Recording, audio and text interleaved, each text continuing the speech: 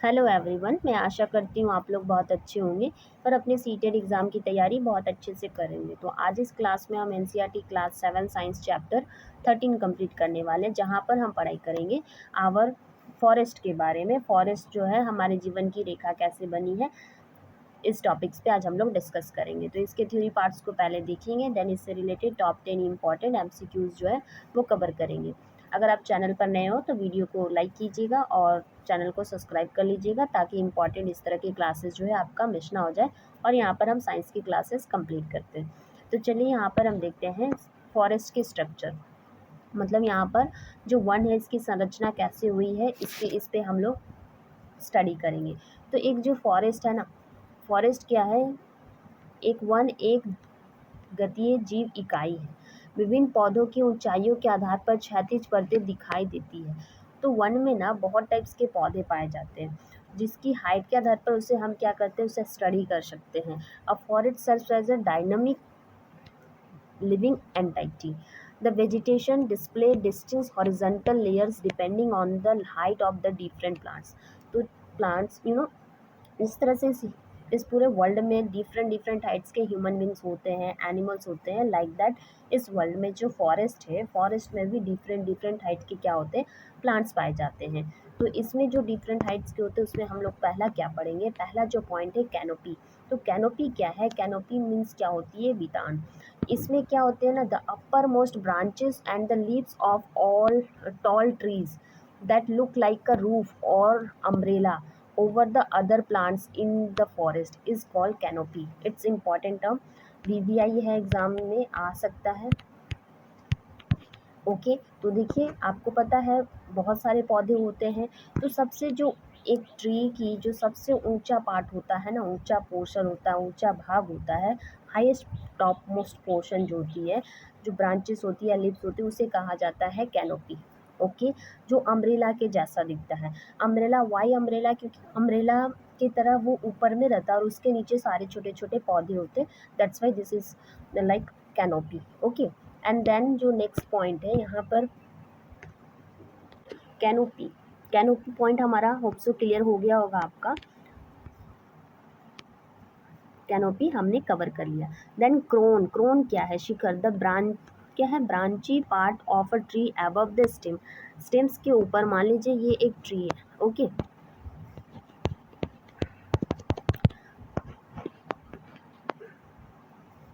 मान लीजिए ये आपका एक ट्री है। मैं जस्ट रफ आइडिया देने के लिए ट्री ड्रॉ कर रही हूँ। मान लीजिए आपका ट्री है और यहाँ से आपको पता है इसके स्टेम्स जो है वो स्टार्ट हुए हैं। ठीक है, तो स्टेम्स के क्या है? The branchy part of the tree above the stems. Stems के ऊपर वाले जो पार्ट्स होते हैं वो क्या कहलाते हैं? क्रॉन कहलाते हैं, यानी कि शिखर कहलाता है। ओके, अंडर स्ट्रॉय अधोवितान क्या होते हैं?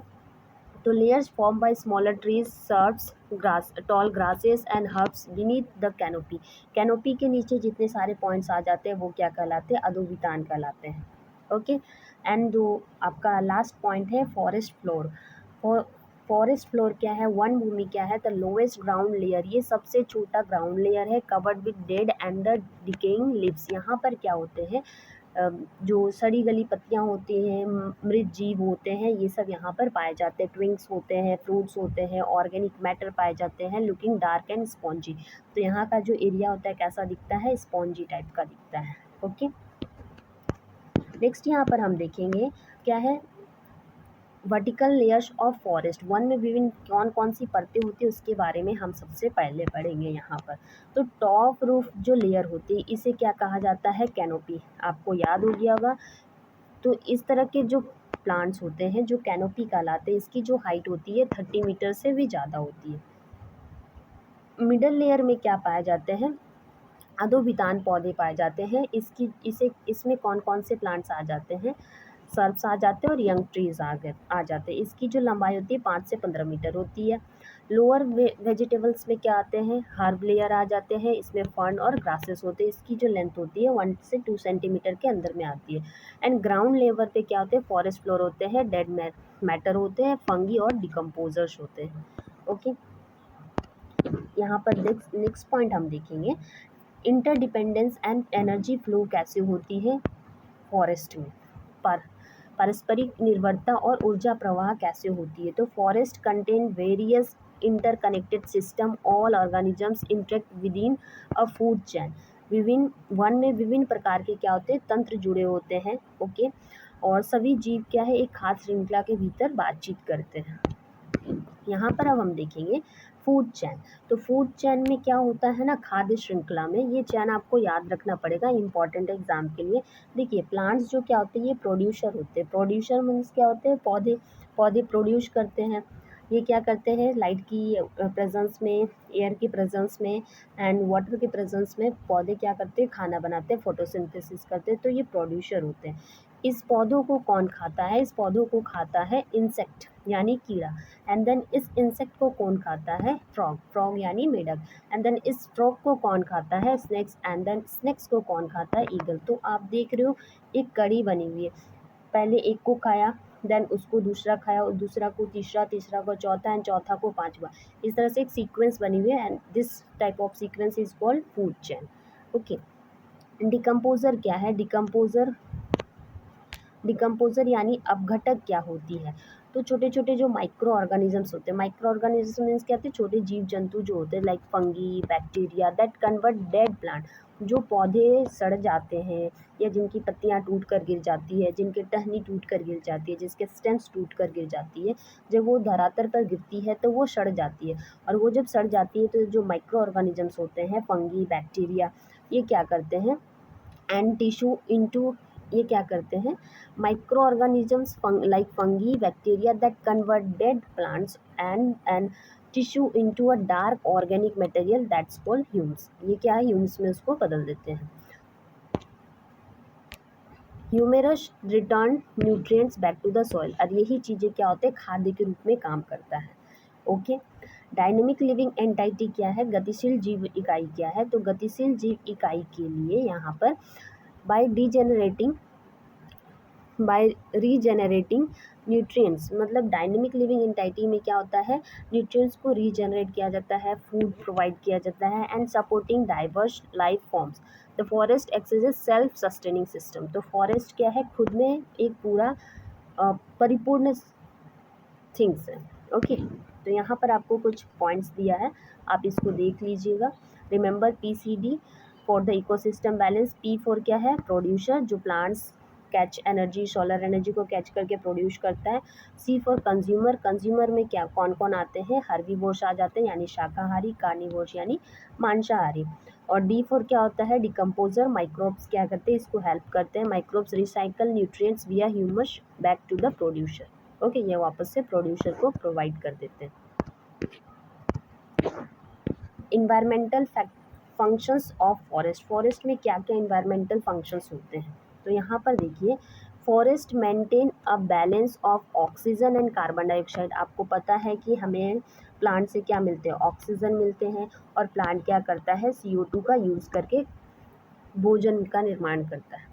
Okay, in the atmosphere through the photosynthesis process में, है ना, जिसमें हमें क्या मिलता है? ऑक्सीजन की प्राप्ति होती है। They release oxygen and absorb CO2, जो मैं आपको अभी इस पॉइंट पर क्लियर की हूँ, राइट। उसके बाद तो ये क्या कहा जाता है? प्लांट्स को ग्रीन लंग्स कहा जाता है। तो ग्रीन लंग्स क्यों कहा जाता है आपको अभी क्लियर हो गया होगा, क्योंकि प्लांट्स फोटोसिंथेसिस करते हैं। फोटोसिंथेसिस के पौधे के दौर जब पौधे फोटोसिंथेसिस करते हैं तो हमें ऑक्सीजन हमें मिलता है, जो हमारे लिए लाइफ होती है ना। देन पौधे जो क्या करते हैं? वाटर प्यूरिफाइंग सिस्टम में भी हमारी मदद करते हैं। कैसे करते हैं देखते हैं, चलो। Trees absorb water through roots. आपको पता है कि जो ट्री होती है वो वाटर के रूट्स की मदद से वाटर को एब्जॉर्ब करती है। रिलीज इट, और ये क्या करते हैं? रिलीज करते हैं और वापस से रिलीज करते हैं। Transpiration as a water vapour and driving the water cycle. इस तरह से वाटर साइकिल को ये चलाती है। सॉइल प्रोटेक्टर कैसे है? ये तो बहुत ही इम्पॉर्टेंट पॉइंट है, क्योंकि जब हम एक पेड़ को, मान लीजिए ये आपका एक पेड़ है, ओके,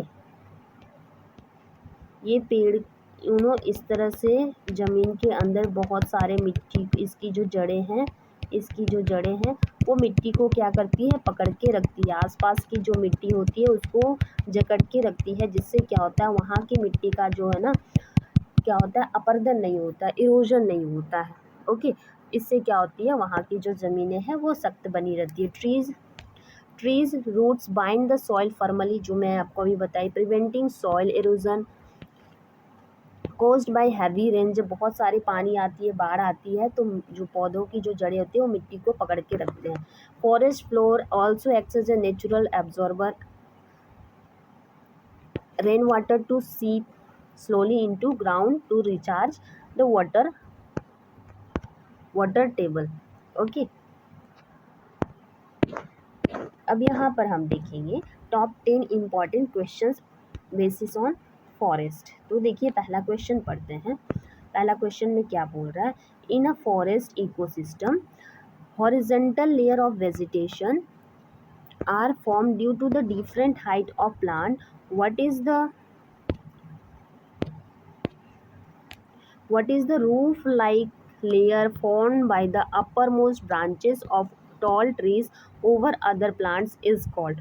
तो ये अभी हम आपको पढ़ाए हैं, इसका जो राइट आंसर होगा, आप इस क्वेश्चंस को पढ़ने के बाद वीडियो को पॉज कीजिए और इसका आंसर खुद से देने की कोशिश कीजिए। तो इसका जो राइट आंसर हो जाएगा canopy. Canopy is the right answer. Then यहाँ पर हम देखेंगे micro organisms play a vital role maintaining the fertility of the forest floor. Which statement correctly identify the function of the decomposer in the biome? Okay, तो इसमें हमें क्या करना है, क्वेश्चंस में पूछा गया है कि सूक्ष्म जो जीव होते हैं यानी माइक्रोब जो होते हैं वन भूमि की उर्वरकता बनाए रखने में महत्वपूर्ण भूमिका निभाती है। कौन सा कथन बायोम के अवघटकों के कार्यों को सही ढंग से पहचानता है? तो दे fix atmospheric nitrogen directly into the leaves, they convert dead plants and animals tissue into dark colored humus, they perform photosynthesis in the absence of light, they increase soil erosion by losing the topsoil grains। तो इस question का जो right answer हो जाएगा option B होगा। अभी हम इसको पढ़े थे। चलिए नेक्स्ट क्वेश्चन देखते हैं। Question number 3, why are forest appropriately referred to as the green lungs of our planet। वनों को हमारे ग्रह के हरे फेफड़े के रूप में क्यों संदर्भित किया जाता है? They store large amount of underground clean drinking water. इसके लिए किया जा सकता है क्या? ये ऑप्शन राइट होगा, सोच के देखिए। दे maintain the balance of oxygen and carbon dioxide विया फोटोसिंथेसिस। वे प्रकाश संश्लेषण के माध्यम से ऑक्सीजन और कार्बन डाइऑक्साइड का संतुलन बनाए रखते हैं, क्या इसके वजह से होगा? They absorb all toxic industrial noise pollution emission. क्या ये ऑप्शन होगा? देखिए आपको ना एग्जाम्स में भी यही रूल्स को अप्लाई करनी है, एलिमिनेशन मेथड का यूज़ करना है। They release oxygen, option D, during night time through active cellular respiration. तो इस क्वेश्चन का जो राइट आंसर हो जाएगा यहाँ पर आपको ऑप्शन बी जो है सबसे बेस्ट जो आंसर यहाँ पर है, ये है ऑप्शन बी। ऑप्शन बी क्या होगा, करेक्ट आंसर होगा। चलिए नेक्स्ट क्वेश्चन देखते हैं। Question number 4, consider the following assertion and reason on forest hydrology and choose the correct option. तो असर्शन ए जो बोल रहा है, क्या बोल रहा है, ध्यान से पढ़िए। Rain water does not stagnate और create immediate flooding on a dense forest floor. The multi-layered canopy and rich organic forest floor acts as a natural absorbing system that allow water to seep slowly। So यहाँ जो right answer आपका है option A जो है correct answer है, option A. यहाँ पर ए जो है और आर जो है ट्रू है, and R is the correct explanation of A. क्योंकि क्या बोला गया है, देखिए, rain water does not stagnate and create immediate flooding on a dense forest floor. Yes, this line is true and reason जो है ये भी करेक्ट है। इस क्वेश्चन नंबर 5 देखेंगे इस चैप्टर का। देखिए क्या बोला जा रहा है, विच of the following sequences represents a correct and valid food operating with in a typical forest habitat. तो इस पे अभी हम ये वाला चैप्टर अभी आपका पॉइंट क्लियर किए थे थ्योरी वाले जब पार्ट को अभी पढ़ा रहे थे हम। तो देखिए इसमें क्या होगा, वहाँ पर क्या था प्रोड्यूसर्स, तो प्रोड्यूसर्स कौन होते हैं, स्नेक क्या प्रोड्यूसर है, तो ऑप्शन सी तो नहीं होगा। आप इस तरह से एलिमिनेट कीजिए, पहले तो प्रोड्यूसर आता है, इंसेक्ट भी प्रोड्यूसर नहीं है, ग्रास हो सकता है ऑप्शन बी, ऑप्शन ए भी हो सकता है। अब आपको देखिए 50 क्वेश्चंस तो ऐसे ही एलिमिनेट हो गए, बचा 50 में से हमें एक ऑप्शंस को चूज करना है। तो ग्रास की बात क्या, ग्रास को कौन खाता है, फ्रॉग नहीं, ग्रास को कौन खाता है, इंसेक्ट। तो this answer will be the right, okay, this option will be the right answer of this question. Okay, देखिए यहाँ पर क्या है, energy flow from producer to consumers, herbivores से फिर इंसेक्ट में जाता है, इंसेक्ट को कौन खाता है, grass, insect feed on grasses, producers को खाता है, द फ्रॉग प्राइमरी कार्निवोर्स है, मांसाहारी है, and it's the insect and the snake secondary carnivores prey on the frog को खाता है। Okay, if forests are completely destroyed or cleared due to the deforestation, what will be the primary consequences of atmospheric gases? तो देखिए ये आपके दो point of view से important, पहला तो आपके एग्जाम्स में ऐसा क्वेश्चंस आएगा, दूसरा आजकल के जो ग्लोबल वार्मिंग बढ़ रहे हैं उसके बेसिस पे ये आपको जनरल नॉलेज के तौर पे भी हेल्प करेगा, और आप इसका इस्तेमाल करके ये जो ग्लोबल वार्मिंग बढ़ रही है इस पर भी आप सपोर्ट कर सकते हैं, इसको रिड्यूस करने में आप अपने घरों में पेड़ पौधे लगा सकते हैं। अगर आपके घर में बड़ा ग्राउंड नहीं है, ओपन ग्राउंड नहीं है, तो आप गमलों में लगाइए, बट एक पेड़ तो ज़रूर लगाइए, आप छोटा लगाइए या फिर बड़ा लगाइए, बट पेड़ ज़रूर लगाइए। ओके, ऑप्शंस को देखते हैं। The amount of carbon dioxide in air will increase leading to global warming, the amount of oxygen will increase significantly due to the reduced animal population, nitrogen gas concentration will drop down instantly to absolute zero level, zero layer thickness will double due to clear visibility of cosmic solar rays। तो इस questions का जो right answer हो जाएगा option A. Option A क्या बोला जा रहा है, amount of carbon dioxide in air will increase. It's obvious कि जब अगर पेड़ों की संख्या कम हो जाएगी तो हम जब रेस्पिरेशन प्रोसेस करते हैं उससे क्या निकलते हैं, कार्बन डाइऑक्साइड, इस तरह से कार्बन डाइऑक्साइड निकल रहे हैं। दूसरा वे बड़े बड़े जो कारखाने हैं वहाँ से जो जहरीली गैसेस निकल रही है उसमें कार्बन डाइऑक्साइड है, इसे भी कौन, वहाँ से जो गैसेस निकल रही है तो इन सभी गैसेस को कौन ग्रहण कर लेता है, पेड़ पौधे जो हैं अपने खाना बनाने के प्रोसेस यानी कि फोटोसिंथेसिस प्रोसेस के दौरान इसे ग्रहण कर लेते हैं। इससे क्या होता है, हमारे इन्वायरमेंट में कार्बन डाइऑक्साइड की जो बैलेंस है वो मेंटेन रहती है। ओके, जिससे जो है ग्लोबल वार्मिंग बैलेंस होती है। नेक्स्ट क्वेश्चन देखेंगे, question number 7, what is the direct role played by the strong wide spread roots of forest trees in conserving the surrounding topography. Okay, important question, आसपास की स्थलाकृति के संरक्षण में वन वृक्षों की मजबूत व्यापक जड़ों द्वारा निभाई जाने वाली प्रत्यक्ष भूमिका क्या है। Option A, they loosen up soil nutrients to facilitate high run of rates. Option B, they find soil particles firmly together and prevent soil erosion. They transport minerals salts to the clouds to induce localized precipitation. या फिर option D, they transform bedrock stones into soft industrial sand sediments। तो इस questions का right answer क्या होगा, तो ये क्या करते हैं, ये सॉइल को बाइंड करते हैं, जोड़ के रखते हैं फर्मली, स्ट्रॉन्गली, मजबूती से, एंड प्रिवेंट सॉइल का जो इरोजन है, अपरदन है, उसे रोकता है। तो इस क्वेश्चन का राइट आंसर जो है ऑप्शन बी। तो चलिए इसके आंसर को देखते हैं। यस, तो ये ऑप्शन बी जो है इज राइट।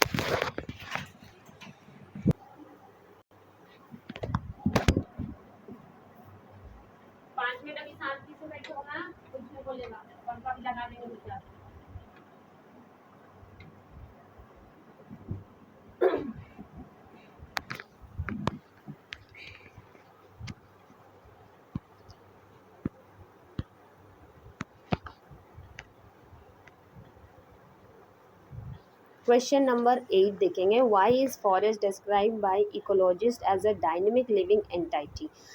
पर्यावरण विदों द्वारा वन को एक गतिशील सजीव इकाई के रूप में क्यों वर्णित किया गया है? Option A, it changes it's complete geographical position across tectonic bounds every year. क्या ये हो सकता है? सोच के देखिए। It is capable of continuous growth, regeneration and self sustains through interaction. क्या यह बातचीत के माध्यम से निरंतर विकास, पुनर्जनन और आत्मपोषण में सक्षम है? Option C, it contains only animal organisms that move around actively while plants remain completely inert. And option D, it manufactures industrial wooden materials synthetically without external sunlight inputs. तो इस क्वेश्चंस का जो राइट आंसर हो जाएगा option B, यह बातचीत के माध्यम से निरंतर विकास, पुनर्जनन और आत्मपोषण में सक्षम है। क्वेश्चन नंबर 9 देखेंगे, while walking across a deep forest, a group of students notes that the floor appears dark and spongy. Which component is predominantly responsible for this characteristic texture? तो इसका करेक्ट आंसर क्या होगा? Hard underlying metamorphic bedrock crystals. क्या ये हो सकता है? सोच के देखिए। Option B, decaying organic matter mixed with nutrient rich humus. पोषक तत्वों से भरपूर ह्यूमस के साथ मिश्रित कार्बनिक पदार्थ का क्षय। क्या ये हो सकता है? सोच के देखिए। And option C, stagnant industrial waste water chemical sludge inputs. And option D, large seeds on non biodegradable polythene covers. तो इस क्वेश्चंस का जो राइट आंसर हो जाएगा यहाँ पर आपका डिकेइंग ऑर्गेनिक मैटर होगा। Okay, option B is the right answer. Next question देखेंगे, इस चैप्टर का लास्ट क्वेश्चन। आपको वीडियो अच्छी लग रही है, आपको कुछ सीखने को मिल रहा है तो वीडियो को ज़रूर लाइक कीजिएगा। चैनल पर नए हो तो सब्सक्राइब कीजिएगा, अपने दोस्तों के साथ ज़रूर शेयर कीजिएगा और इसी तरह के अपडेट्स के लिए चैनल पर बने रहिए। और मिलूंगी नेक्स्ट वीडियो में। ये क्वेश्चंस पहले फिनिश करते हैं। Which of the following statement is not a product और direct economic output obtain by human societies from forest? तो ये क्या बोला गया? निम्नलिखित में से कौन सा कथन वनों से मानव समाजों द्वारा प्राप्त उत्पाद या प्रत्यक्ष आर्थिक उत्पादन नहीं है? तो इस क्वेश्चन का जो राइट आंसर हो जाएगा आपका ऑप्शन बी होगा। Okay, synthetic chemical plastic and nylon fibres. ये देखिए, इस क्वेश्चन को ध्यान से पढ़िए। नॉट पूछा, हमें नॉट पे फोकस करना, एग्जाम्स में गलती हो जाती है। Okay, honey and sealing wax material, ये तो होगा ही, है ना। इकोनॉमिक आउटपुट मिलता है हमें, मेडिसिन भी मिलती है हमें पेड़ पौधे से, फॉरेस्ट से मिलती है, गम, रेजिन्स एंड ये सारे तो मिलते हैं हमें, है ना। तो इसमें कौन सा नहीं मिलता है? तो ये वाला नहीं मिलता, यानी ये हमारा राइट है, क्योंकि क्वेश्चंस क्या पूछा है? नोट वाला। ओके, तो ये रही आज की complete class on forest. Hope so आपको सीखने को मिला होगा। इसी तरह के अपडेट्स के लिए चैनल पर बने रहिए, वीडियो को लाइक कीजिए और सब्सक्राइब करना मत भूलिएगा। मिलते हैं नेक्स्ट वीडियो में। Thank you.